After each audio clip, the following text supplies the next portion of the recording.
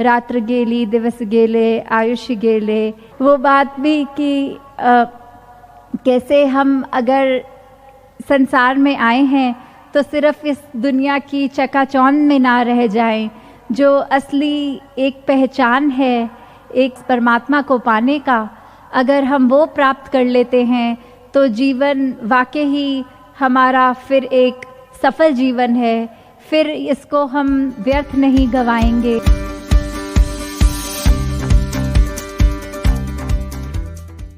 साथ संगत जी, प्यार से कहना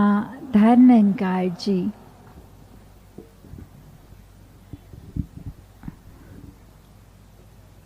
समागम के आज इस पहले दिन में सुबह से ही लगभग हम जब आए हैं और ये इतना आनंद हमें मिल रहा है, चाहे सुबह वो सब जो भी आए थे उन्होंने देखा कि कैसे कला का सहारा लिया गया या कल्चरल एक डिपिक्शन हुई, जैसे उसमें भी ये भक्ति की ही बात थी। कैसे हर एक ने यहाँ आज जो भी जिस रूप में वह सेवा कर रहे हैं या पहले पिछले 1-2 महीने से लगे हुए हैं सेवा में, कि ये तभी ग्राउंड का भी जो इतना सुंदर रूप देखने को मिल रहा है, या कुछ महात्मा तो वो लगभग 2 महीने से ही अपने घर की ये चाहे कितनी रिस्पॉन्सिबिलिटीज़ होती हैं उसको भी 1-2 महीने के लिए अपने आप को वहाँ से हटा के सेवा में अर्पण किए हुए हैं। कि कैसे सिर्फ एक ही बात कि यहाँ जो भी संत आए उनके लिए थोड़ा एक सहूलत हो जाए, थोड़ा आसान हो जाए, कि किसी तरह भी ये कंफर्ट मिल सके। तो सेवा का जहाँ हमने आज इतना सुंदर यहाँ ये 2 महीनों से चलता हुआ रूप उस तरह देखकर ये जो निखरा हुआ माहौल हमें देखने को मिल रहा है, तो ये सेवा भी बहुत ही योगदान जो आप सब महात्माओं ने दिया है वो बहुत ही सबको मुबारक हो।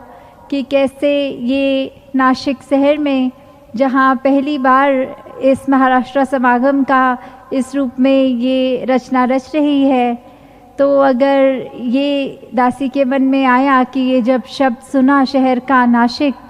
तो कैसे अगर इसको देखा जाए कि हम अपने अंदर हमारे बहुत ही गलतियाँ होती हैं, बहुत ही कमियाँ होती हैं, और हमने एक एक करके अपने जीवन से वो गलतियों को जब निकालना है तो उसको नाश एक एक गलती कमियों को हमने अपने अंदर से एक एक का नाश करते हुए प्रतिदिन अपने जीवन को निखारना है। और साथ ही फिर ये भी ध्यान आया कि इस शब्द से ये भी एक कॉनोटेशन बन रही है दासी के दिमाग में कि एक नाशिक, तो कैसे हमने अपने जीवन में कोई शिकवा नहीं कभी करना है, तो उसी को उसी रूप में लेकर कि ये परमात्मा प्रभु निरंकार ने हमको जो जीवन में जो भी बख्शा है तो वो एक तौफीक ही है। कैसे हमने हर पल हर सिचुएशन में ये देखना है कि इस निरंकार प्रभु परमात्मा ने दिया है तो ये हमारे लिए सबसे अच्छा है। उस हाल में जिस तरह ये हमारे को इस रज़ा में रहना आए,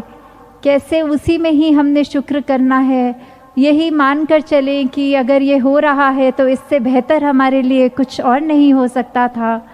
कैसे हमारे मन में जब ये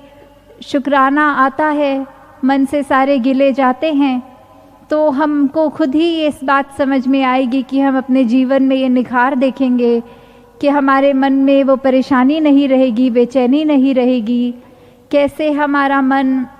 एक सब्र वाला बन जाएगा, एक पेशेंस आ जाएगी हमारे अंदर, कि एक पेशेंस की भी जहाँ बात होती है तो वही देखा जाता है कि काफ़ी ऐसे कुछ ना कुछ स्थिति आ जाती है कि हम वो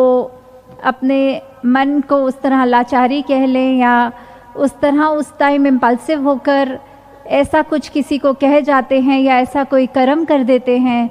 जिससे हमारा तो नुकसान है ही और हम सामने वाले का भी नुकसान कर बैठते हैं।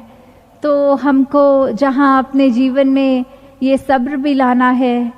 वहीं इधर महाराष्ट्र के ही एक नाथ जी महाराज की वो कहानी जो सभी ने सुनी है कि कैसे उन्होंने भी अपने जीवन में एक